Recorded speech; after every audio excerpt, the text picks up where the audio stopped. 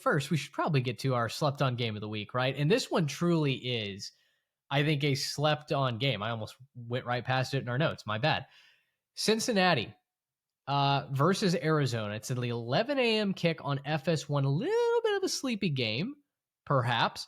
The Bearcats are 6.5-point favorites over the Wildcats. Now, Trey, I want to kick this to you first because I think most people will look at this spread and go, I lean the home team here. Cincinnati's the better team. We've seen them more.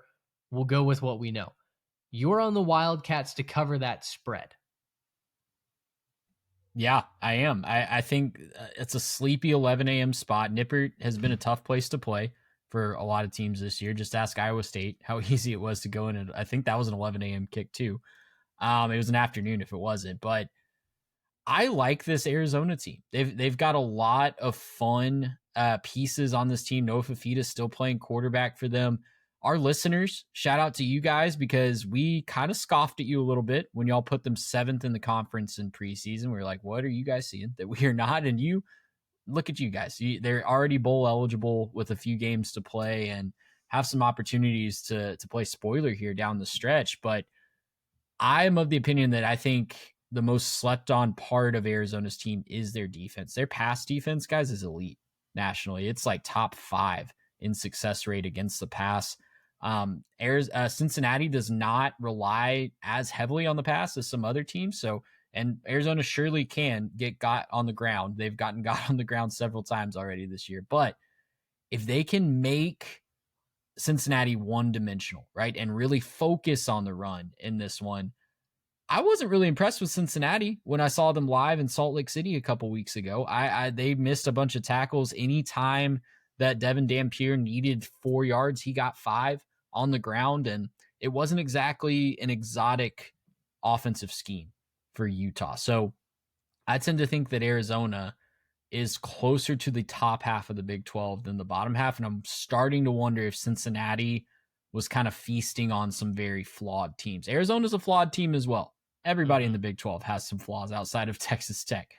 But I think Arizona is closer to that top half, and I think they're going to keep it close with Cincinnati. So I'm going to take them to cover the 6.5-point spread.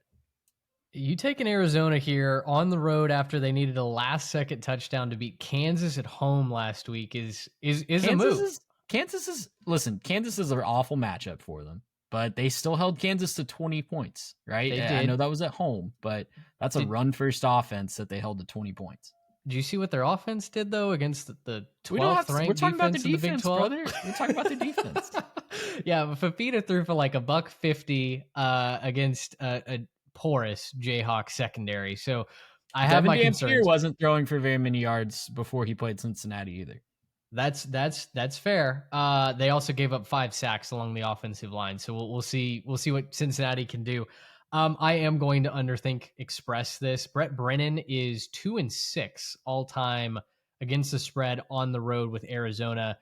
I think Cincinnati's fresh. They're off a bye week. They're angry. That was not a good showing on the road at Utah. And listen, there is something about Nippert Stadium where the Bearcats seem to give the best performance that they can. So I'm going to take, I think, the more complete team here in Cincinnati. They have everything in front of them, right? Arizona's season is not over, considering the fact that they're bowl eligible, and not many people actually consider them a threat to reach Arlington. Although I did put in that preseason article that I wrote, when our subscribers ranked them so high, I said, well, listen, this is the Big 12. Look up in December and see Brett Brennan hosting a Big 12 championship trophy.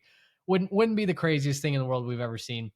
They're probably they would need all kinds of chaos to even have a shot at that. But Cincinnati still has that hypothetically in front of them. And so I'm going to go with the team that I think is more complete, that's playing for more, and the home team. I'll take the Bearcats. Yeah, I think it's probably a bounce back for Cincinnati. I'm taking them as well, minus the 6.5. They embarrassed themselves right before Trey's very eyes, right? We have to go and impress him again, right? This is the mindset, right? Also, Arizona, not very good against the run. Running might be the thing, too. I don't know if y'all saw, there was a humorous Barstool Cincinnati picture today, first snow of the season. So, might be a little bit cold out there, could be a little bit wet. I don't know if it snows very frequently in Arizona, but it doesn't seem like it. So I'm gonna go ahead and There's get. actually ski resorts in Arizona, not in Tucson, but there are I was ski gonna say resorts where literally in Arizona Arizona. plays, where Arizona plays. So we'll pause on that. But yeah, I think overall this is probably just to use the ground to open up the air type of situation for them, and I think they'll probably pull away here in the second half.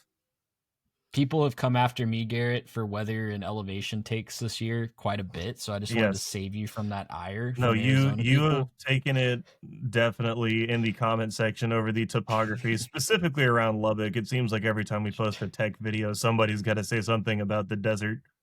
Trey is now an expert on everything I-30 West. After some of the comments earlier made in our YouTube I've channel. learned a lot this year. I also know that time zones are a thing. So another thing working against Arizona is this is going to be a body clock game.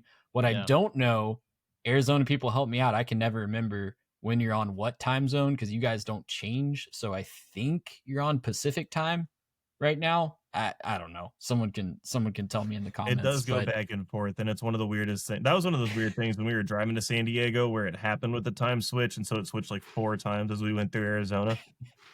Yeah, it's weird, but it's at least a 1 hour. I don't even know what time zone Cincinnati is in, but it's a body clock game. It's Ohio. It's Eastern time, right? Sure. I don't know.